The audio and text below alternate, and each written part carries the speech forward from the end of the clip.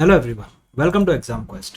इस वीडियो के अंदर हम सितंबर मंथ के इंटरनेशनल रिलेशंस की न्यूज़ को, कुछ इंपॉर्टेंट रिपोर्ट्स एंड इंडेक्सेस को देखेंगे और साथ ही हम एक डिफेंस एक्सरसाइज भी देखेंगे जो कि सितंबर के अंदर न्यूज़ में थी। हमारे इस लेक्चर की पीडीएफ को डाउनलोड करने के लिए आप हमारा करंट अफेयर्स का कोर्स परचेज कर सकते हैं जो हमारी ऐप पर अवेलेबल है। वीडियो पसंद है तो वीडियो को लाइक करना ना भूलें, दोस्तों के साथ शेयर करें और अगर आप इस चैनल पर नए हैं तो चैनल को सब्सक्राइब जरूर करें। पहली न्यूज़ हम एक इंटरनेशनल ऑर्गेनाइजेशन की कवर करेंगे। सितंबर के महीने में बिम्स्टेक के एग्रीकल्चरल एक्सपर्ट्स की एक मीटिंग हुई थी इंडिया के अंदर, तो इसीलिए बिम्स्टेक हमारा न्यूज़ में था। 1997 के अंदर ये ऑर्गेनाइजेशन बनी थी और जब 1997 में ये ऑर्गेनाइजेशन बनी थी तो इसका नाम बिस्टेक हुआ करता था। बिस्टेक की फुल फॉर्म होती थी तब Bangladesh, India, Sri Lanka, Thailand economic cooperation. 1997 में बिम्स्टेक बनी थी बिस्टेक के नाम से। 1997 में ही कुछ महीनों के बाद म्यांमार ने इसको ज्वाइन कर लिया था और इसका नाम चेंज करके कर दिया गया बिम्स्टेक। तो यहाँ पे अब हो गया था Bangladesh, India, Myanmar, Sri Lanka, Thailand economic cooperation. तो ये सारी की सारी कंट्री उस टाइम पर बिम्स्टेक से जुड़ी थी। लेकिन कुछ सालों के बाद 2004 में नेपाल और भूटान भी बिम्स्टेक को ज्वाइन कर लेते हैं। तो क्या किया जाता है, बिम्स्टेक के नाम को चेंज नहीं करते, बिम्स्टेक को हम आज भी बिम्स्टेक के नाम से ही जानते हैं, लेकिन इसकी जो फुल फॉर्म है फुल फॉर्म चेंज कर दी जाती है। अब इसकी फुल फॉर्म क्या हो गई है, अब इसकी फुल फॉर्म हो गई है बे ऑफ बंगाल, बी से हो गया bay of Bengal initiative for multi sectoral technical and economic cooperation. तो अब एक multi sectoral technical and economic cooperation का ये फोरम बन चुका है जिसके मेंबर्स कौन कौन है, Bangladesh, India, Myanmar, Sri Lanka, Thailand, Nepal और भूटान। अगर आप इनकी मेंबरशिप को ध्यान से देखेंगे तो आपको यह पता चलेगा कि इस ऑर्गेनाइजेशन की मेंबरशिप में कुछ साउथ एशिया के देश हैं और कुछ साउथ ईस्ट एशिया के देश हैं। साउथ एशिया के कौन कौन से देश हमें देखने को मिलते हैं, साउथ एशिया में आपको देखने को मिलेगा Bangladesh, Bhutan, India, Nepal, Sri Lanka. BBINS, Bangladesh, Bhutan, India, Nepal और श्रीलंका साउथ एशिया के देश हैं। साउथ ईस्ट एशिया से हमें म्यांमार और थाईलैंड देखने को मिलता है। ठीक है, तो इस ऑर्गेनाइजेशन में आप एक तरह से देख सकते हैं कि इन दो रीजन के जो मेंबर्स हैं, कंट्रीज हैं, वो इसके मेंबर बने हुए हैं। बिम्स्टेक के बारे में आपको यह और पता होना चाहिए कि इंडिया की एक्ट ईस्ट पॉलिसी के लिए बिम्स्टेक का बहुत ही इंपॉर्टेंट रोल है। तो उसके लिए आप एक रफ डायग्राम देखिए इंडिया का। तो इस मैप में आप देख सकते हैं, जो ये ब्लू से मैं आपको दिखाना चाह रहा हूं, ब्लू से आपको जो दिखाया गया वो बांग्लादेश है और ऑरेंज से आपको म्यांमार दिखाया गया है। तो ये एक रफ आइडिया देने के लिए। तो अगर आप इंडिया के मैप को ध्यान से देखेंगे तो ये इंडिया का नॉर्थ ईस्ट रीजन है। यहाँ पे आपके 7 राज्य पड़ते हैं और इन 7 स्टेट्स को मिला के 7 सिस्टर्स भी कहा जाता है। ठीक है, तो जो हमारा नॉर्थ ईस्ट की स्टेट्स हैं उनका बाकी इंडिया के साथ जो कनेक्टिविटी है वो काफी वीक है, क्योंकि सिर्फ एक ये छोटा सा कॉरिडोर है, नैरो कॉरिडोर है, जहां से हमारा मेनलैंड इंडिया नॉर्थ ईस्ट के साथ जुड़ता है। तो इस नैरो कॉरिडोर को कई बार चिकन नेक के नाम से भी जाना जाता है। तो इंडिया को अगर कोई भी सामान भेजना है, कोई किसी भी तरीके का चीज वहां तक पहुंचानी है तो इसी कॉरिडोर के थ्रू पहुंचानी पड़ती है। तो एक दूसरा आइडिया निकाला गया कि क्यों ना, अगर हमारे बांग्लादेश के साथ रिश्ते अच्छे होंगे तो क्यों ना हम कलकत्ता से डायरेक्टली अपने नॉर्थ ईस्ट में घुस जाएं बांग्लादेश के होते हुए। एक तरीका तो ये है। दूसरा तरीका ये निकाला गया, क्यों ना हम कलकत्ता के किसी पोर्ट से अपने जहाज को भेजे म्यांमार में, म्यांमार के पोर्ट पे वो जहाज पहुंचेगा और फिर म्यांमार के पोर्ट से नदी और रोड के रास्ते से हम अपने नॉर्थ ईस्ट में घुस जाएंगे। तो क्या रूट लिया, रूट ये लिया कि कलकत्ता से चलेगा, म्यांमार पहुंचेगा और फिर म्यांमार से होता हुआ वो हमारे नॉर्थ ईस्ट के अंदर एंटर कर जाएगा। तो ये वाला जो हमने कनेक्टिविटी की बात की है, इस कनेक्टिविटी को सितवे प्रोजेक्ट भी कहा जाता है और इसे कालादान मल्टी मोडल प्रोजेक्ट भी कहते हैं। ये दोनों नाम क्यों है, क्योंकि म्यांमार के जिस पोर्ट पे हमारा कलकत्ता का पोर्ट जुड़ेगा, म्यांमार के पोर्ट को कहा जाता है सितवे पोर्ट। और इंडिया का कौन सा पोर्ट सितवे पोर्ट के साथ जोड़ने की बात की जा रही है, कलकत्ता का। ठीक है, कोलकाता पोर्ट।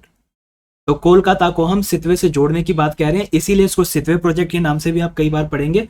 और कालादान मल्टी मॉडल इसलिए कहते हैं क्योंकि जब वो म्यांमार पहुंच चुका है तो म्यांमार से ऊपर का जो रास्ता है वो कुछ रास्ता एक नदी से होके जाएगा, जिस नदी का नाम है कालादान। ठीक है, कालादान से होके जाएगा और कुछ रास्ता रोड से होके जाएगा। तो ये एक कनेक्टिविटी के लिए हमारे लिए बहुत ही ज्यादा इंपॉर्टेंट हिस्सा बन जाता है कालादान मल्टी मोडल प्रोजेक्ट। दूसरा प्रोजेक्ट जो है, उस प्रोजेक्ट में हम क्या कर रहे हैं, उसके लिए मैप को थोड़ा सा और एक्सटेंड करेंगे और म्यांमार के भी आगे चल के अगर हम देखें तो ये अगर म्यांमार है आपका, तो म्यांमार के आगे यहाँ पे आपको थाईलैंड देखने को मिलता है। थाईलैंड देखने को मिलता है। ठीक है, तो हम क्या चाह रहे हैं, हम चाह रहे हैं कि मणिपुर से हम म्यांमार पहुंचे और म्यांमार से थाईलैंड पहुंचे। तो ये जो इंडिया की कनेक्टिविटी है वो हमारी म्यांमार और थाईलैंड इन दोनों के साथ बन जाएगी। इस प्रोजेक्ट का नाम दिया गया IMT हाईवे। IMT हाईवे, आई से इंडिया, M से म्यांमार और T से थाईलैंड। इंडिया का जो मणिपुर वाला हिस्सा है, मणिपुर में किस जगह को कनेक्ट किया जा रहा है, तो मणिपुर के मोरे को थाईलैंड के मिया सौत के साथ कनेक्ट किया जा रहा है। ठीक है, तो इसीलिए इसको मोरे मिया सौत हाईवे भी कहा जाता है। तो आप इन दोनों, ये जितने भी नाम हैं ये सारे आपको पता होने चाहिए। मोरे मिया सौत, IMT हाईवे। एक अगर आपसे ये पूछ लिया जाए कि इंडिया का मोरे, थाईलैंड का मिया सौत और आपके म्यांमार का कौन सा एरिया यहां से जुड़ेगा, तो म्यांमार का आपका मंडले वाला जो एरिया है वो इस हाईवे से होके जाएगा। तो एक छोटा सा रिकैप, हमने अभी तक जो भी देखा, बिम्स्टेक के कौन कौन मेंबर हैं, तो याद रखने के लिए कैसे याद रखेंगे, Bangladesh, India, Myanmar, Sri Lanka, Thailand, साथ में नेपाल प्लस भूटान। ठीक है, फुल फॉर्म इसकी क्या है, bay of Bengal initiative for multi sectoral technical and economic cooperation इसकी फुल फॉर्म होती है। तो देखिए बे ऑफ बंगाल के आसपास ही ये सारा का सारा एरिया पड़ रहा है, इसीलिए इसको बे ऑफ बंगाल इनिशिएटिव के नाम से अब जाना जाता है। तो बिम्स्टेक के बारे में हमने देखा 1997 में ये बनी थी, और जब बनी थी तो इसके मेंबर सिर्फ बिस्टेक थे। ठीक है, बाद में और मेंबर्स जुड़ते गए, वो आपको बता दिया, वो याद रखिएगा आप। ठीक है, इसका जो हेडक्वार्टर है, हेडक्वार्टर आपको ढाका बांग्लादेश के अंदर देखने को मिलता है। ढाका बांग्लादेश में इसका हेडक्वार्टर है।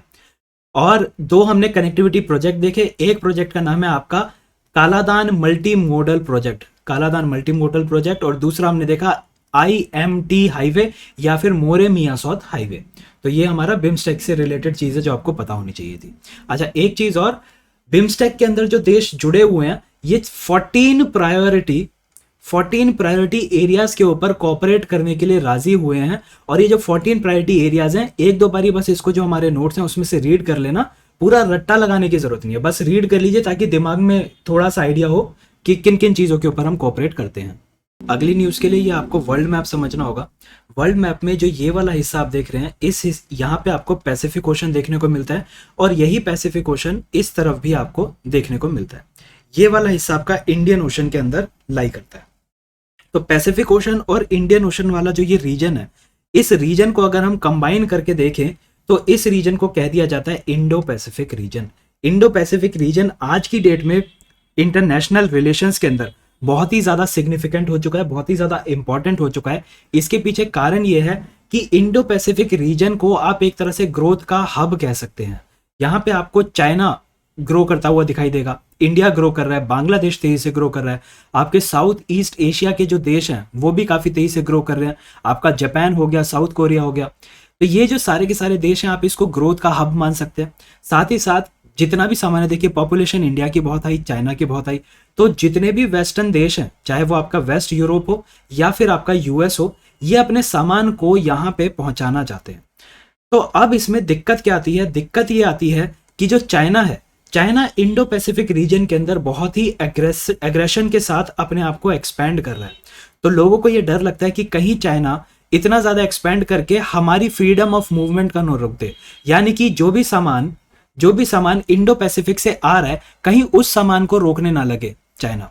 तो इसी वजह से सारे के सारे देश चाहते हैं कि जो इंडो पैसिफिक का रीजन है, इस पैसिफिक रीजन के अंदर वो चाइना को कंटेन करने की या फिर चाइना को ज्यादा एक्सपेंड ना करने की कोशिश करते रहते हैं। ठीक है, वो चाइना को कंटेन करना चाहते हैं इंडो पैसिफिक रीजन के अंदर। तो इसी कंटेन करने के चक्कर में एक ऑर्गेनाइजेशन बनी थी जिसका नाम था क्वाड। ठीक है, ये एक इनफॉर्मल ग्रुपिंग है जिसके मेंबर्स कौन कौन है, आपके यूएस, इंडिया, ऑस्ट्रेलिया और जापान। ठीक है, तो एक क्वाड नाम की इनफॉर्मल ग्रुपिंग बनी थी। अभी रिसेंटली एक नई ऑर्गेनाइजेशन बनी है, या फिर आप उसको सिक्योरिटी अलायंस के नाम से जान सकते हैं। इस सिक्योरिटी अलायंस का नाम है ऑकस। इसकी फुल फॉर्म है आपका ऑस्ट्रेलिया, यूके, यूएस। तो ये तीन देशों ने मिलकर एक सिक्योरिटी अलायंस बनाई है, और इनका मेन मकसद क्या है, इनका मेन मकसद है इंडो पैसिफिक रीजन के अंदर चाइना को कंटेन करना, या फिर आप दूसरे तरीके से देख सकते हैं कि इंडो पैसिफिक रीजन के अंदर ऑस्ट्रेलिया, यूके और यूएस की जो इंपॉर्टेंस है उसको बनाए रखना। तो इस सिक्योरिटी ऑर्गेनाइजेशन ने कहा है कि ये तीनों के तीनों देश मिलके ऑस्ट्रेलिया को क्या प्रोवाइड करेंगे, ऑस्ट्रेलिया को न्यूक्लियर सबमरीन प्रोवाइड की जाएगी। तो न्यूक्लियर सबमरीन से क्या हो जाएगा, वो इस इंडो पैसिफिक के जो रीजन है, इस रीजन के अंदर ज्यादा अच्छे से गश्त लगा सकेगा। कहीं पे कोई हमला हो रहा है तो सबमरीन अगर उसके पास होगी तो सबमरीन उसको लड़ाई के टाइम पर मदद करेगी। तो ऑकस ने अभी अभी ये अनाउंस किया है कि वो ऑस्ट्रेलिया को न्यूक्लियर सबमरीन्स प्रोवाइड करेंगे। ठीक है, आप इसको चाइना को कंटेन के रूप में देख सकते हैं कि चाइना को कंटेन करने के लिए किया जा रहा है। दूसरा, आप इस तरह से देख सकते हैं कि इंडो पैसिफिक रीजन के अंदर अपनी सिग्निफिकेंस को इंक्रीज करने के लिए ये तीन देश एक साथ आए हैं। अब इसकी कुछ क्रिटिसिज्म भी हो रही है। क्रिटिसिज्म फ्रांस क्या कर रहा है, फ्रांस कह रहा है कि भले ही मैं इंडो पैसिफिक में लाई नहीं करता, लेकिन मुझे भी तुम्हें इस ग्रुपिंग के अंदर इंक्लूड करना चाहिए था। फ्रांस कह रहा है कि ऑस्ट्रेलिया, यूके और यूएस, ऑकस जो है एक नैरो व्यू ले रहे हैं कि इन्होंने सिर्फ उन देशों को शामिल किया जो कि या तो इंडियन ओशन के आसपास पड़ रहे हैं या फिर पैसिफिक में पड़ रहे हैं। फ्रांस ना तो इंडियन ओशन के आसपास पड़ता है ना ही पैसिफिक में पड़ता है, पर फ्रांस ने कहा कि मेरी भी इस रीजन के अंदर सिग्निफिकेंस होनी चाहिए। अगर आप ध्यान देंगे तो इंडियन ओशन के अंदर ही एक रीयूनियन आइलैंड आपको देखने को मिलता है। यहाँ पे आपको रीयूनियन आइलैंड्स देखने को मिलेंगे। तो ये जो रीयूनियन आइलैंड्स है ये फ्रांस की ही टेरिटरी है, ये आपको याद रखना है। ठीक है, तो फ्रांस ये क्रिटिसाइज कर रहा है। चाइना क्या कह रहा है, चाइना कह रहा है कि जबरदस्ती तुम इंडो पैसिफिक रीजन के अंदर घुसते आ रहे हो, तुम ऑस्ट्रेलिया को न्यूक्लियर सबमरीन प्रोवाइड कर रहे हो। अगर तुम ऑस्ट्रेलिया को न्यूक्लियर सबमरीन प्रोवाइड करोगे तो हमें भी अपनी न्यूक्लियर सबमरीन की प्रोडक्शन इंक्रीज करनी पड़ेगी। हम अपनी प्रोडक्शन इंक्रीज करेंगे तो रशिया भी इंक्रीज करेगा। रशिया और मैं इंक्रीज कर रहे हैं तो इंडिया क्यों पीछे रहेगा, तो इंडिया को भी इंक्रीज करनी पड़ेगी। तो चाइना कहता है कि आप जो ये काम कर रहे हो, इस काम से सिर्फ इस रीजन के अंदर हथियारों को लेके एक होड़ लग जाएगी, एक आर्म्स रेस स्टार्ट हो जाएगी। तो चाइना ये कह रहा है यहाँ पे। ठीक है, तो आपको क्या क्या याद रखना है, ऑकस किन किन देशों ने मिलकर ये ऑकस बनाई है। अगर एक क्वेश्चन आ जाए सिक्योरिटी अलायंस है तो वो बिल्कुल सही होगा, ऑकस एक सिक्योरिटी अलायंस है। ज्यादातर सिक्योरिटी अलायंस इतनी आसानी से बनती नहीं है, इसीलिए ये इंपॉर्टेंट हो जाती है। एक और ऑर्गेनाइजेशन के बारे में आपको पता होना चाहिए, वो है five eyes. Five eyes organisation क्या करती है, फाइव आइज 5 देशों ने मिलकर बनाई है। और वो 5 देश कौन से हैं, वो हैं आपके Australia, UK, US, Australia, UK, US, Canada और न्यूजीलैंड। मैंने इसको ऐसे इसलिए रखा है ताकि ये आपको याद हो जाए। ऑकस तो आप याद कर ही रहे हैं, साथ ही साथ कनाडा और न्यूजीलैंड को भी जोड़ दीजिए। तो क्या फाइव आइज एक सिक्योरिटी अलायंस है? फाइव आइज सिक्योरिटी अलायंस नहीं है, फाइव आइज एक इंटेलिजेंस शेयरिंग ग्रुप है। ठीक है, इंटेलिजेंस शेयरिंग अलायंस है। तो ये क्या करते हैं, ये इंडो पैसिफिक रीजन के अंदर जो भी इंटेलिजेंस आती है उस इंटेलिजेंस को आपस में शेयर करते हैं। ठीक है, तो फाइव आइज के बारे में पता होना चाहिए। क्या इंडिया ऑकस का या फिर फाइव आइज का मेंबर है? नहीं है। तो इंडो पैसिफिक रीजन के अंदर इंडिया किस चीज का मेंबर है? इंडिया क्वाड का मेंबर है। क्वाड एक इनफॉर्मल ग्रुपिंग है। ठीक है, तो ये सब आपको ऑकस के बारे में पता होना चाहिए। वर्ल्ड लेवल पर ट्रेड को रेगुलेट करने की हमेशा से कोशिश होती रही है। तो 1947 के अंदर एक एग्रीमेंट हुआ था जिसका नाम था general agreement on tariffs and trade. ये 1947 के अंदर हुआ था और इसका मेन मकसद था कि ग्लोबल लेवल पर ट्रेड किस तरह से होगा, एक सुचारू रूप से, एक एफिशिएंट रूप से चलता रहे और कंपटीशन मेंटेन रहे। ठीक है, तो गैट इसलिए बना था। लेकिन ये जो गैट था ये सर्विसेज को इसके अंदर इंक्लूड नहीं करता था, सर्विसेज को। साथ ही साथ इंटेलेक्चुअल प्रॉपर्टी को लेके भी इसके अंदर प्रोविजंस नहीं थे। लेकिन जब 1990s का समय आने लग गया तो हमें यह रियलाइज होने लग गया कि अब एक सर्विस सेक्टर भी बहुत इंपॉर्टेंट रोल प्ले करता है। सर्विस सेक्टर की भी ट्रेडिंग होती है ग्लोबल लेवल पे। इंटेलेक्चुअल प्रॉपर्टी बहुत इंपॉर्टेंट होती जा रही थी, तो इसीलिए गैट को रिप्लेस कर दिया गया WTO से, वर्ल्ड ट्रेड ऑर्गेनाइजेशन से। इसके बारे में आप कुछ चीजें याद रखेंगे कि वर्ल्ड ट्रेड ऑर्गेनाइजेशन की जो डिस्कशन स्टार्ट होती है वो उरुग्वे से होती है। इसीलिए हम जो भी WTO को लेके, इसकी फॉर्मेशन को लेके जो डिस्कशंस होती हैं उसको कहा जाता है उरुग्वे राउंड्स। तो उरुग्वे राउंड्स की डिस्कशन के बाद WTO को फॉर्म कर दिया जाता है। तो उरुग्वे राउंड्स में डिस्कशन हो रही होती है और सारे के सारे लोग एक एग्रीमेंट साइन करते हैं, जिस एग्रीमेंट का नाम होता है मर्राकेश एग्रीमेंट। मर्राकेश एग्रीमेंट जब साइन होता है तो WTO की फॉर्मेशन हो जाती है। याद रखने वाली बात यह है कि इंडिया भी WTO का एक फाउंडिंग मेंबर है। ठीक है, इंडिया फाउंडिंग मेंबर है WTO का। अब उरुग्वे राउंड्स के अंदर ही एक डिस्कशन इस बात पे भी चल रही थी कि जो एग्रीकल्चर है, एग्रीकल्चर के अंदर भी ट्रेडिंग सही रूप से चलती रहनी चाहिए। तो अब इसके लिए मैं आपको एक छोटा सा एग्जांपल दूंगा। मान लीजिए दो देश हैं, एक है आपका यूएस का एग्जांपल ले लेते हैं और एक इंडिया का ले लेते हैं। यहाँ पे कुछ फार्मर्स अपनी खेती बाड़ी कर रहे होंगे, एग्रीकल्चर कर रहे होंगे, और इंडिया के अंदर भी फार्मर्स एग्रीकल्चर कर रहे हैं। मान लेते हैं कि यूएस के अंदर फार्मर्स जो बीज खरीदता है, फर्टिलाइजर खरीदता है, पेस्टिसाइड खरीदता है, ट्रैक्टर के लिए डीजल खरीदता है, इन सब चीजों को हम इनपुट कह देते हैं। ठीक है, कोई भी अगर उसको क्रॉप उगानी है तो उसको कुछ ना कुछ उसके ऊपर डालना होगा, सीड डालना होगा, फर्टिलाइजर डालना होगा। तो इनपुट कॉस्ट मान लेते हैं यूएस के फार्मर की इनपुट कॉस्ट 100 रुपए है। इंडिया के अंदर भी इनपुट कॉस्ट मान लेते हैं, इनपुट कॉस्ट यहाँ पे भी 100 रुपए मान लेते हैं। अब मान लीजिए इंडिया की जो गवर्नमेंट है, इंडिया की गवर्नमेंट अपने किसानों को कहती है कि तुम्हें इनपुट खरीदने में 100 रुपए लगते हैं, तो एक काम करो, मैं तुम्हें 50 रुपए की सब्सिडी देता हूं, 50 रुपए की सब्सिडी देता हूं। तो अब किसानों, तुम्हारा इनपुट 100 रुपए का जो आना चाहिए था वो अब तुम्हें 50 रुपए में मिल जाएगा। तो यहां पे यूएस का फार्मर सेम गेहूं या फिर सेम क्रॉप को 100 रुपए में उगा रहा है, इंडिया का फार्मर उसी चीज को 50 रुपए में उगा रहा है। तो कल को जब ये दोनों के दोनों अपने गेहूं को बाजार में बेचने जाएंगे, इंटरनेशनल लेवल पे उनकी ट्रेडिंग होगी, तो यूएस का फार्मर क्या कहेगा कि 100 रुपए का तो मेरा उगा ही था, साथ में मेरे को कम से कम 10 रुपए का प्रॉफिट दो, तो मेरा गेहूं 110 रुपए का बिका करेगा। वहीं पे इंडिया का फार्मर क्या कहेगा कि 50 रुपए का मेरा गेहूं उगा था, 10 रुपए मेरे प्रॉफिट दे दो, 60 रुपए का मैं मार्केट में बेचूंगा। अब सेम गेहूं यूएस का 110 में मिल रहा है, इंडिया का 60 रुपए में मिल रहा है, तो लोग इंडिया का गेहूं खरीदने लग जाएंगे। तो इससे क्या हो गया, यहां पे गवर्नमेंट ने जो सब्सिडी दी थी, उस सब्सिडी की वजह से इंटरनेशनल लेवल पे बाकी देशों को नुकसान हो रहा है। ठीक है, बाकी देशों का जो प्रोडक्ट है, जो एग्रीकल्चरल प्रोडक्ट है, वो कॉम्पिटिटिव नहीं रहेगा, वो इंडिया के प्रोडक्ट के साथ कंपीट नहीं कर पाएगा। ठीक है, ये सिर्फ एक एग्जांपल लिया है मैंने। तो जो उरुग्वे राउंड्स था, उरुग्वे राउंड्स में जो एग्रीकल्चर को लेके बात हो रही थी, उसमें यही कहा जा रहा था कि ऐसी सब्सिडी जो कि ट्रेडिंग को अफेक्ट करती है, ट्रेडिंग को डिस्टॉर्ट करती है, उन सारी सब्सिडीज के ऊपर कुछ ना कुछ रिस्ट्रिक्शंस होनी चाहिए। ठीक है, अगर यही सेम गेहूं यूएस का भी 110 में मिल रहा है, इंडिया का भी 110 में मिल रहा है, तो जब इसकी ट्रेडिंग होगी तो लोग बस क्वालिटी देखेंगे और जिसका गेहूं अच्छा लगेगा वो खरीद लेंगे। लेकिन अभी क्या हो रहा है, अभी तो इंडिया का गेहूं 60 रुपए में ही उनको मिलता जा रहा है, तो वो यूएस का देखेंगे ही नहीं। ठीक है, तो ये एक एग्जांपल है।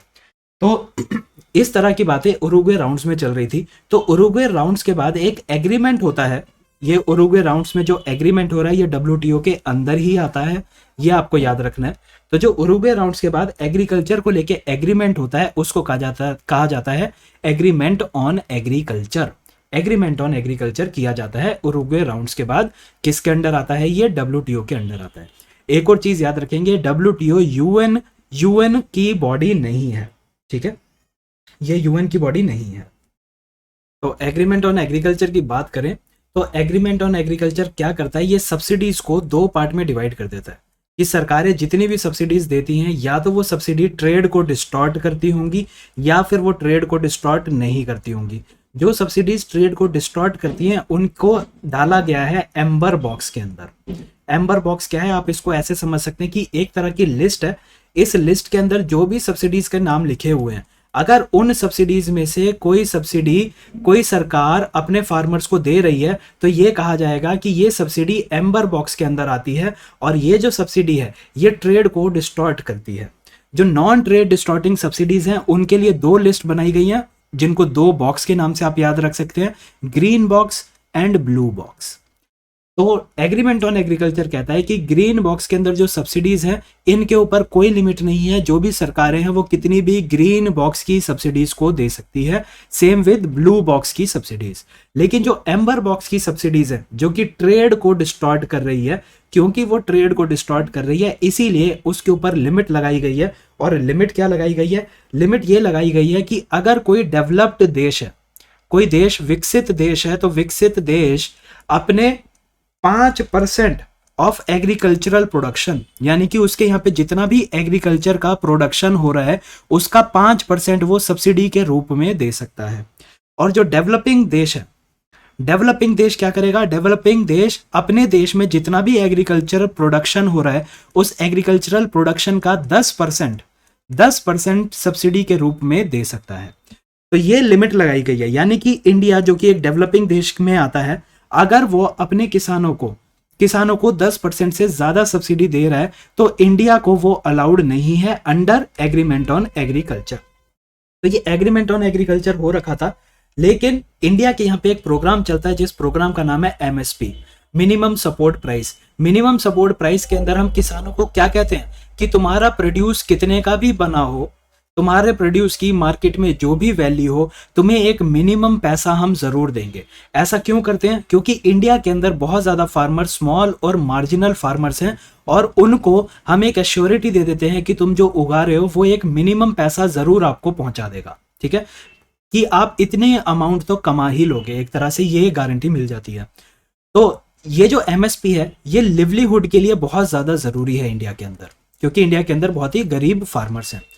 लेकिन यूएस और कनाडा जैसे देश जो हैं वो क्या कहते हैं, वो कहते हैं कि इंडिया का जो ये एमएसपी प्रोग्राम है, इंडिया का एमएसपी प्रोग्राम एक सब्सिडी प्रोवाइड कर देता है किसानों को ये कह देता है कि तुम्हारा प्रोड्यूस मार्केट में अगर 10 रुपए का भी है तो भी तुम्हें हम ज्यादा पैसे देंगे, कितने, जो भी उसका एमएसपी उस साल चल रहा होगा। तो यूएस और कनाडा इंडिया के इस प्रोग्राम को, इंडिया के इस सब्सिडी प्रोग्राम के खिलाफ काम करते रहते हैं। इंडिया की जो ये सब्सिडी है ये एम्बर बॉक्स के अंदर आती है, एम्बर बॉक्स के अंदर डाली गई है। यानी कि इंडिया के ऊपर क्या लिमिट लगी हुई है? इंडिया के ऊपर ये लिमिट लगी है कि तुम्हारे यहाँ पे जितना भी एग्रीकल्चरल प्रोडक्शन हो रहा है, उसका सिर्फ 10% आप सब्सिडी के रूप में दे सकते हो, उससे ज्यादा नहीं। तो ये न्यूज में इसलिए था अभी क्योंकि पहली बार ऐसा हुआ है कि इंडिया ने अपना ये 10% का जो टारगेट है, इस 10% के टारगेट से ज्यादा सब्सिडी दे दी है। तो अब सवाल ये उठता है कि जब इंडिया ने इस एग्रीमेंट को ब्रीच कर दिया है तो क्या इंडिया के ऊपर कुछ एक्शन लिया जाएगा? तो उसके लिए हमें एक दूसरी कहानी पता होनी चाहिए, और वो दूसरी कहानी हमारी चालू होती है 2013 से। 2013 के अंदर बाली मिनिस्ट्रियल कॉन्फ्रेंस में, ये नाम आपको याद रखना है, 2013 की बाली मिनिस्ट्रियल कॉन्फ्रेंस के अंदर एक क्लॉज ऐड किया गया था। उस क्लॉज का नाम था पीस क्लॉज, ठीक है, पीस क्लॉज। पीस क्लॉज क्या कहता है? पीस क्लॉज ये कहता है कि अगर कोई डेवलपिंग देश जैसे कि इंडिया, अगर कोई डेवलपिंग देश अपनी इस एग्रीमेंट ऑन एग्रीकल्चर के अंदर जो सब्सिडी के ऊपर लिमिट लगी हुई है, उस लिमिट को कोई देश अगर ब्रीच करता है तो उसके खिलाफ एक्शन नहीं लिया जाएगा। अभी कुछ समय के लिए हम इस पीस को मेंटेन रखेंगे, ठीक है, बस इतना आप याद रखेंगे। पीस क्लॉज क्या है? पीस क्लॉज ये कहता है कि अगर कोई डेवलपिंग देश एग्रीमेंट ऑन एग्रीकल्चर के अंदर जो सब्सिडी पे लिमिट है, उस लिमिट से ज्यादा सब्सिडी दे देता है, तो भी अभी उसको हम डिस्प्यूट के लिए नहीं डालेंगे, अभी हम पीस मेंटेन करते रहेंगे, ठीक है। तो ये वाला हमारा प्रोग्राम चल रहा है। बाली मिनिस्ट्रियल कॉन्फ्रेंस किससे जुड़ी हुई है? ये आपके एग्रीमेंट ऑन एग्रीकल्चर से जुड़ी हुई है। पीस क्लॉज कहां पे आपको देखने को मिलता है? बाली मिनिस्ट्रियल कॉन्फ्रेंस में देखने को मिलता है। तो ये सारी चीजें आपको याद रखनी है। अब बात करते हैं कि एम्बर बॉक्स की सब्सिडीज, ग्रीन बॉक्स की सब्सिडीज और जो आपकी ब्लू बॉक्स की सब्सिडीज हैं, इसमें डिफरेंस क्या है? देखिए, इंडिया के अंदर जो ज्यादातर सब्सिडीज दी जाती हैं, या फिर डेवलपिंग देशों के अंदर जो ज्यादातर सब्सिडीज दी जाती हैं, वो एक तरह का प्राइस सपोर्ट है। यानी कि किसानों को हम किसी ना किसी तरह से ये कह देते हैं कि तुम्हारे प्रोड्यूस के लिए तुम्हें हम कुछ ना कुछ पैसे देते रहेंगे, ताकि ऐसा ना हो कि तुम्हारा टमाटर तुम्हें उगाने में 20 रुपए लगे और तुम्हारे टमाटर की मार्केट के अंदर वैल्यू सिर्फ 10 रुपए आ रही है, तो तुम्हें लॉस हो जाएगा। तो सरकार क्या कहती है कि हम टमाटर का मिनिमम सपोर्ट प्राइस कोई फिक्स कर देते हैं और इतने पे ही आपका ये टमाटर बिकेगा। मतलब एक एग्जांपल के तौर पे आप इसको समझ सकते हैं।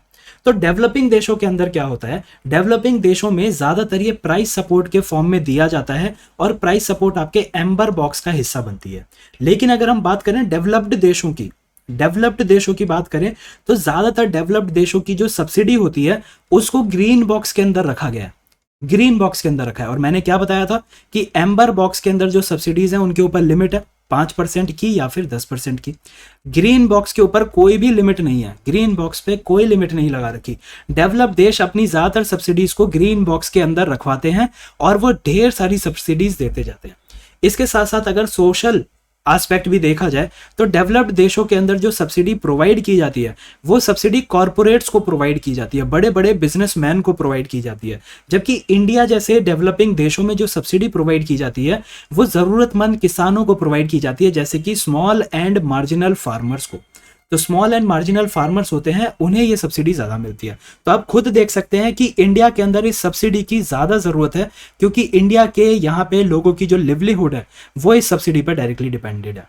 लेकिन डेवलप्ड देशों की जो सब्सिडी है वो कॉरपोरेट्स को दी जाती है, और ये कॉरपोरेट क्या करते हैं, इन सब्सिडी का फायदा उठा के पूरे ग्लोबल मार्केट को कैप्चर करने की कोशिश करते रहते हैं।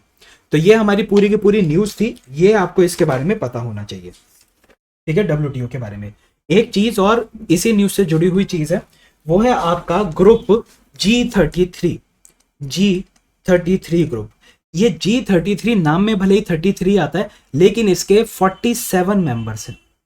G33 ग्रुप्स के अंदर 47 मेंबर्स हैं, और इसके मेंबर्स कौन है, डेवलपिंग कंट्रीज इसकी मेंबर हैं। डेवलपिंग कंट्रीज कौन कौन सी हो सकती हैं, आपकी इंडिया हो गई, आपकी ब्राजील हो गई, साउथ अफ्रीका हो गई। तो इस तरह से 47 कंट्री G33 ग्रुप की मेंबर्स हैं। और G33 क्या करती है, G33 WTO के अंदर जब नेगोशिएशंस होती है तो WTO की नेगोशिएशन में G33 कहती है कि डेवलपिंग देशों को स्पेशल रूल्स के अंदर रखना चाहिए। आप डेवलप्ड देशों को और डेवलपिंग देशों को एक ही तराजू में नहीं तोल सकते। तो डेवलपिंग देशों को कुछ कंसेशंस मिलते रहना चाहिए। तो ये G33 ग्रुपिंग क्या है, डेवलपिंग देशों की ग्रुपिंग है, जो कि WTO नेगोशिएशंस में डेवलपिंग देशों के स्टैंड को सपोर्ट करती है, ठीक है। कब बनी थी, अगर ये पूछ लिया जाए G33 कब बनी है, तो उसका आप एक सिंपल सा आंसर दे सकते हैं, कैनकून मिनिस्टीरियल कॉन्फ्रेंस के अंदर G33 बनाई गई थी। अगली न्यूज भी कुछ ट्रेडिंग से ही जुड़ी हुई है। तो देखिए, ट्रेडिंग के अंदर इंटेलेक्चुअल प्रॉपर्टी का बहुत ही इंपॉर्टेंट रोल होता है। तो एग्जाम्पल के तौर पे मान लीजिए किसी इंसान ने अपनी लाइफ के कई सारे साल लगा के कोई एक चीज का इन्वेंशन किया, या फिर कोई एक चीज उसने बनाई। इस इन्वेंशन के बाद मान लीजिए उसने कोई पेन बनाया जो कि बहुत ही शानदार पेन था। अब इसने अपने कई साल लगा के ये बहुत शानदार सा पेन बना लिया। दूसरा आदमी आता है, वो इसका पेन खरीदता है, इस पेन के सारे जो भी इसके हिस्से हैं उनको तोड़ मरोड़ के पूरा अच्छे से देख लेता है कि ये पेन उसने कैसे बनाया, कौन सी इंक यूज कर रहा है, कौन सी निब यूज कर रहा है। उसने सारी इंफॉर्मेशन ले ली और इसने अगले ही दिन से उस पेन की फैक्ट्री लगा ली, और वो उस पेन की फैक्ट्री लगा ली। अब मान लीजिए जो इंसान जिसने अपनी जिंदगी के 2 से 3 साल लगाए थे इस पेन को इन्वेंट करने के लिए, वो क्या चाहेगा, वो चाहेगा कि मुझे इस पेन को बनाने में 10 रुपए लगते हैं, लेकिन क्योंकि मैंने अपने जीवन के 2 से 3 साल इस पेन के ऊपर रिसर्च करने में इस पेन को डेवलप करने में लगाए हैं, तो इसीलिए मैं इस पेन को 10 रुपए का नहीं बेच सकता, मेरे को यह पेन कम से कम 50 रुपए का बेचना होगा। क्यों? क्योंकि जो उसने रिसर्च और डेवलपमेंट के टाइम पर ये जो 2-3 साल लगाए थे उसके भी तो वो पैसे वसूल करेगा। तो ये आदमी जिसने अपनी मेहनत की है, ये उस पेन को 60 रुपए का या 50 रुपए का बेचना चाहता है। पर दूसरा आदमी जिसने इस पेन की पूरी डिजाइन को, हर एक चीज को सिर्फ कॉपी कर लिया है, उसने कोई मेहनत नहीं लगाई, तो वो क्या करेगा, वो कहेगा इस पेन को बनाने में मुझे 10 रुपए लगते हैं, 2 रुपए का मैं प्रॉफिट रखूंगा, 12 रुपए का ये पेन बेच दूंगा। अब मार्केट के अंदर ये 12 रुपए का पेन हर कोई खरीदना चाहेगा, 50 रुपए का पेन कोई नहीं खरीदेगा। तो ये जो आदमी है, ये आदमी क्या कहेगा कि भाड़ में जाओ, मैं आगे से कोई भी रिसर्च और डेवलपमेंट नहीं करूंगा, मैं बाकी लोगों का ही सामान कॉपी करता रहूंगा। तो अगर किसी देश में ऐसा सेंटिमेंट बन जाए कि यहाँ पे हम रिसर्च और डेवलपमेंट करके अपने सालों को, अपने जीवन को खराब कर रहे हैं, हमें बाद में जाके उसका कोई भी बेनिफिट नहीं मिलेगा, तो उस देश के अंदर लोग रिसर्च और डेवलपमेंट नहीं किया करेंगे। तो इसीलिए आप देखेंगे कि जिन देशों के अंदर इंटेलेक्चुअल प्रॉपर्टी को प्रोटेक्ट किया जाता है, वहां पे ज्यादा रिसर्च और डेवलपमेंट देखने को मिलती है। तो इंटेलेक्चुअल प्रॉपर्टी को कैसे प्रोटेक्ट करते हैं, यहाँ पे इस आदमी को एक्सक्लूसिव मोनोपोली दे दी जाती है। एक्सक्लूसिव मोनोपोली का क्या मतलब है, इस आदमी को यह कहा जाता है कि तूने इतने साल लगा के रिसर्च करी, तूने ये पेन को इन्वेंट किया, तो अब हम तुम्हें कुछ साल दे देते हैं, मान लीजिए 10 साल दे दिए, कि अब हम तुम्हें 10 साल दे देते हैं, इन 10 सालों में इस पेन को सिर्फ तुम मैन्युफैक्चर कर सकते हो, तुम्हारे अलावा इस पेन को कोई और मैन्युफैक्चर करेगा तो वो इलीगल होगा, उसके ऊपर हम केस करेंगे और उस आदमी को तुम्हें भरपाई देनी पड़ेगी। तो ये जो एक्सक्लूसिव मोनोपोली होती है, इसी को ही हम पेटेंट्स कहते हैं। पेटेंट्स क्या है? पेटेंट्स एक तरह का एक्सक्लूसिव मोनोपोली राइट मिल जाता है उसके रिसर्च जिसने किया उसको, ठीक है, ताकि वो अपने जो मॉनेटरी उसको बेनिफिट है वो उसको अटेन कर सके। तो इंटेलेक्चुअल प्रॉपर्टी जो होती है, ये जो इसने इन्वेंट किया, जो उसने रिसर्च करी, ये उसकी एक तरह से संपत्ति बन चुकी है। कैसी संपत्ति? इंटेलेक्चुअल संपत्ति, इंटेलेक्चुअल प्रॉपर्टी इसको कहा जाता है। तो इंटेलेक्चुअल प्रॉपर्टी को प्रोटेक्ट करने के लिए एक एग्रीमेंट हो रखा है, जिस एग्रीमेंट का नाम है ट्रिप्स एग्रीमेंट। ट्रिप्स एग्रीमेंट की फुल फॉर्म है trade related aspect of intellectual property rights, ठीक है, trade related aspects of intellectual property rights. तो डब्ल्यूटीओ के जितने भी मेंबर्स हैं, उन सभी मेंबर्स को, मान लीजिए इंडिया उसका मेंबर है, यूएस उसका मेंबर है, तो डब्ल्यूटीओ के जितने भी देश मेंबर होंगे, उन सभी देशों को अपने यहाँ पे जितने भी कानून बने हुए हैं, जिन कानून के अंदर इंटेलेक्चुअल प्रॉपर्टीज को रेगुलेट किया जाता है, ठीक है, तो देशों में जो उनके डोमेस्टिक कानून बने हुए हैं, जो कानून इंटेलेक्चुअल प्रॉपर्टी को रेगुलेट करते हैं, उन कानूनों को ट्रिप्स के अकॉर्डिंग चेंज करना होगा। यानी कि ट्रिप्स क्या कहता है? ट्रिप्स कहता है कि हर देश अपने कानून बनाए जरूर, लेकिन वो जो कानून है वो ट्रिप्स से कंप्लाई होने चाहिए। तो जब सारे देशों के कानून ट्रिप्स से कंप्लाई होंगे, तो हम कह सकते हैं कि एक तरह का कॉमन फ्रेमवर्क बन जाएगा पूरी दुनिया के अंदर कि इंटेलेक्चुअल प्रॉपर्टी को कैसे प्रोटेक्ट किया जाए। अब ये कॉमन फ्रेमवर्क की क्या जरूरत है? मान लीजिए कोई आदमी था, उसने यूएस के अंदर रिसर्च और डेवलपमेंट कर ली, यूएस के कानूनों ने उसके इंटेलेक्चुअल प्रॉपर्टी को प्रोटेक्ट कर रखा है, और यूएस में उस इंसान की इस रिसर्च को कोई और इस्तेमाल नहीं कर सकता, ठीक है। लेकिन मान लेते हैं दूसरा देश है कोई XYZ देश का कोई दूसरा आदमी उसकी प्रोडक्ट को खरीद ले, उसके प्रोडक्ट को खरीद के तोड़ मड़ोड़ के कॉपी करके वो सेम प्रोडक्ट दूसरे देश में बनाता रहे, ठीक है, XYZ देश के अंदर वो सेम प्रोडक्ट अब बन रहा है, और वो सेम प्रोडक्ट अब वो 12 रुपए में बेच रहा है। तो यहां पे उसके ऊपर यूएस का कानून लगेगा क्या? यहां पे यूएस का कानून नहीं लगेगा। क्यों? क्योंकि ये तो देश ही अलग हो गया। तो इस देश का कानून भी ऐसा होना चाहिए जो कि यूएस की रिसर्च और डेवलपमेंट को प्रोटेक्ट करे, ठीक है। और वो कब होगा? जब वो कानून ट्रिप्स के अकॉर्डिंग बना होगा।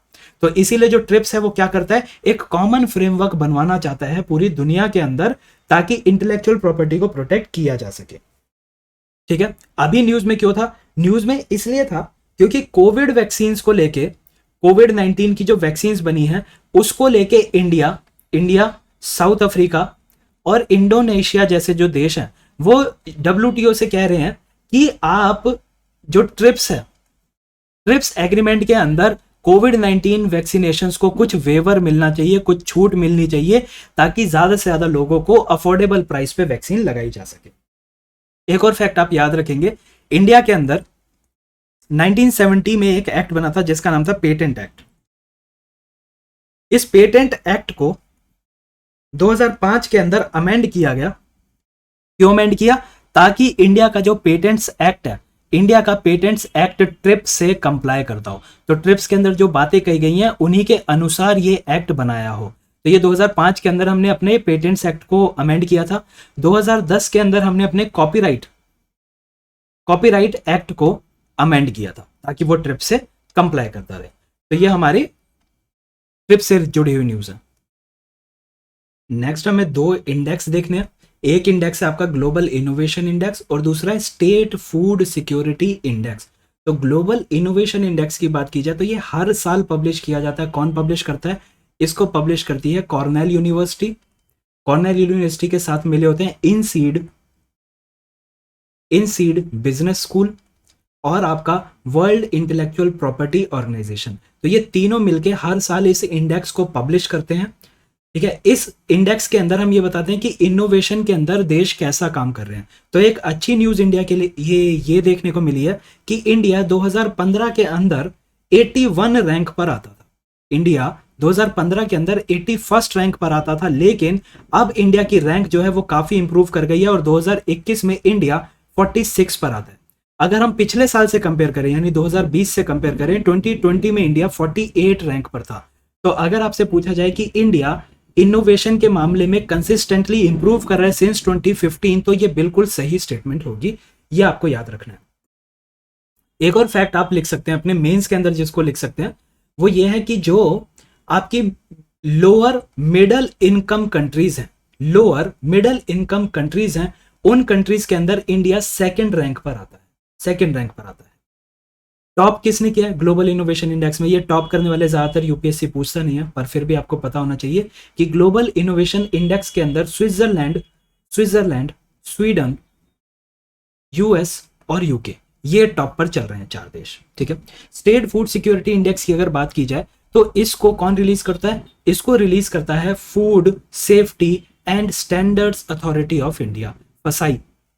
Food safety and standards authority of India state food security index को रिलीज करता है। ये इंडेक्स क्या करता है? राज्यों के बीच में राज्यों को रैंकिंग देता है कि उस राज्य के अंदर फूड सिक्योरिटी को लेके कैसा काम हो रहा है। तो ये 5 पैरामीटर यूज करता है। 5 में पैरामीटर कैसे? ये सारे पैरामीटर इस बात से जुड़े हैं कि फूड सिक्योरिटी अच्छी होनी चाहिए।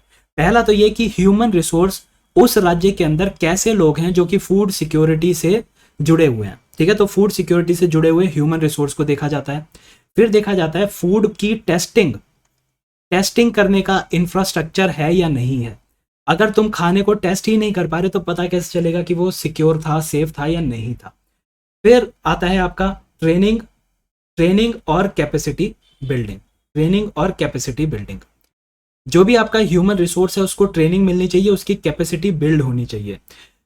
फिर आता है आपका कंज्यूमर एम्पावरमेंट। जो सामान खरीद रहे हैं, जो उस फूड को खरीद रहे हैं, वो भी तो एम्पावर होने चाहिए कि अगर आपने कोई खाना खाया और आपको लगता है कि वो सेफ नहीं था, सिक्योर नहीं था, तो आप उसकी कंप्लेंट कैसे कर सकते हैं? क्या आप किसी रेस्टोरेंट से डिमांड कर सकते हैं कि वो आपको कोई सर्टिफिकेट दिखाए या ना दिखाए? तो और लास्ट में देखा जाता है कंप्लायंस, कि कौन सा राज्य फूड सेफ्टी और सिक्योरिटी के जो एक्ट हैं, जो गाइडलाइंस हैं, उनसे कितना कंप्लाई कर रहा है। तो इसके अंदर जो टॉप किया है गुजरात ने टॉप किया। उसके बाद आता है आपका केरला, फिर आता है आपका तमिलनाडु। तो ये सारे के सारे आप याद रखेंगे, ठीक है। अगर यूनियन टेरिटरीज के बारे में पूछ लिया जाए कि यूनियन टेरिटरीज में कौन टॉप कर रहा है, तो यूनियन टेरिटरीज में आप लिखेंगे जम्मू एंड कश्मीर नंबर 1 पे आता है। फिर आता है आपका अंडमान एंड निकोबार आइलैंड, और फिर आती है आपकी national capital territory of Delhi, NCT. वैसे ये सारी चीजें पूछी नहीं जाती कि टॉप कौन कर रहा है, ये पूछा जाता है कि किन पैरामीटर्स पे नापा जाता है, ठीक है। कौन करता है? फसाई करती है। फसाई के बारे में एक चीज और आप लिख सकते हैं, और वो क्या है कि ये ministry of health and family welfare के अंडर आता है। फसाई एक तरह की स्टैच्यूटरी बॉडी है, यानी कि एक कानून बना के इस बॉडी को बनाया गया था, और वो स्टैच्यूट कौन सा था? उस स्टैच्यूट का नाम है आपका food safety and standards act, 2006। Last जो हम न्यूज देखेंगे वो है डिफेंस एक्सरसाइज, जिसका नाम है सिम्बैक्स का आप याद रखेंगे। इसकी अगर आप फुल फॉर्म थोड़ी सी भी याद रहेगी तो नाम से ही पता चल जाता है क्या है ये है Singapore India maritime bilateral exercise. तो ये मैरीटाइम है, यानी कि नेवी कर रही है इस एक्सरसाइज को, ठीक है। किन किन देशों के बीच में हो रही है? सिंगापुर और इंडिया के बीच में हो रही है। सिम्बैक्स के बारे में कुछ फैक्ट्स जो आप याद रखेंगे वो ये कि ये 1994 के अंदर स्टार्ट हुई थी, और ये हमारी लॉन्गेस्ट अनइंटरप्टेड बायलेटरल एक्सरसाइज है। यानी कि 1994 से लेके अब तक ये बायलेटरल एक्सरसाइज कंटिन्यू कर रही है। इससे ज्यादा लंबे समय तक कोई और बायलेटरल मैरीटाइम एक्सरसाइज नहीं हुई। तो सिम्बैक्स किन किन देशों के बीच में हो रही है? नेवी करती है, ठीक है। आर्मी या फिर एयरफोर्स आपको दे दिया जाएगा कंफ्यूज करने के लिए, तो आप उसको गलत कर देंगे, ठीक है। नेवी करती है। तो ये आपको याद रखना है इस एक्सरसाइज के बारे में।